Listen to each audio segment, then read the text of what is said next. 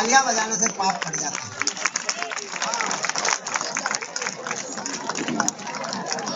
प्रकृति की गोद में, माँ नर्मदा की गोद में, मैं समझता हूँ माया नगरी मुंबई से भी आकर के लोगों ने यहाँ प्रणाम किया है अहिल्या की नगरी को।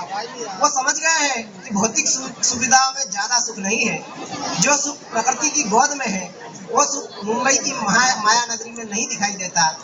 वो समझ गए हैं कि मुंबई में लोगों के दिल पत्थर के हैं, लेकिन आपके महेश्वर में पत्थरों के भी दिल है साहब।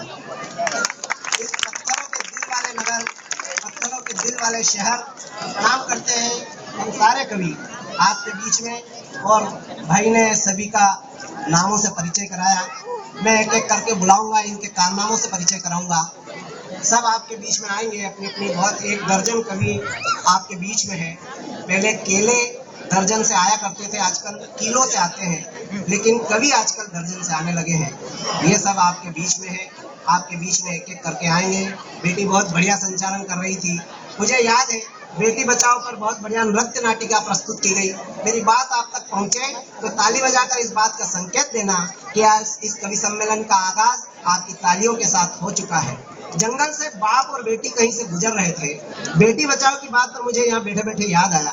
बाप और बेटी जंगल से गुजर रहे थे, एक छोटा सा नाला पड़ा।